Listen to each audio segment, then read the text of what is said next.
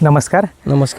आपण आलो आहेत रत्नपिंपरी, तालुका पारोळा, जिल्हा जळगाव येथील प्रयोगशील शेतकरी माननीय सुयोग भाऊ पाटील यांच्या शेतात.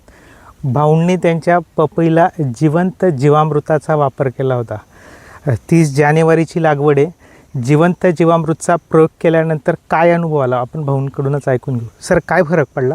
जिवंत जीवामृत दिल्यामुळे झाडाचा जो काळवटपणा आहे म्हणजे क्वालिटी आहे ही आपण जे NPK देतो त्याच्यापेक्षा खूप चांगली असते आणि रोगप्रतिकार शक्ती त्याला जास्त असते. आणि खतं जे आपण कमी प्रमाणात दिले तरी ते जास्त अपडेट करून चांगल्या प्रकारे लागवड होतं असं. अच्छा, बरं सर, किती वेळा जिवंत जीवामृत वापरलं? मी आता 2 वेळेस वापरलं आहे फक्त. 2 वेळा वापरायला पाहिजे होतं पण मजुरांना गेलं.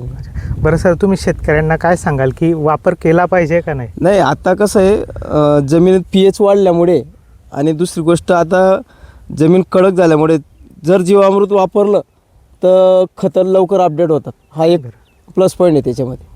मागच्या वेळेस पण मी पपईला निंबूमध्ये वापरलं होतं. अच्छा, असं म्हणजे मागच्या वर्षी पण पपई आणि निंबूमध्ये वापरलं, त्याचा रिझल्ट चांगला मिळाला. रिझल्ट चांगला. जर गावठी गुरं असली तर अधिक फायदा आहे. गावठी गुरं मिळत नाही मग आपल्याकडे जे जर्सी गाय असेल त्याचं बी चालतं. बरोबर. अच्छा, म्हणजे थोडक्यात शेतकऱ्यांनी याचा वापर केला पाहिजे. ठीक आहे. थोडक्यात तुम्हाला तुमच्या पपईची क्वालिटी सुधारायची असेल, अपटेक वाढवायची असेल, म्हणजे आज मे महिना आहे, 45 डिग्री सेल्सिअस टेम्परेचर आहे. ह्या तापमानात सुद्धा पपईने क्वालिटी टिकवून ठेवली आहे. आपल्याला पण आपल्या पपईची क्वालिटी टिकवून ठेवायची असेल, रोगप्रतिकारक शक्ती वाढवायची असेल तर भाऊंनी जसा जिवंत जीवामृताचा वापर केला तसा आपण पण करू शकतो. ओके, धन्यवाद.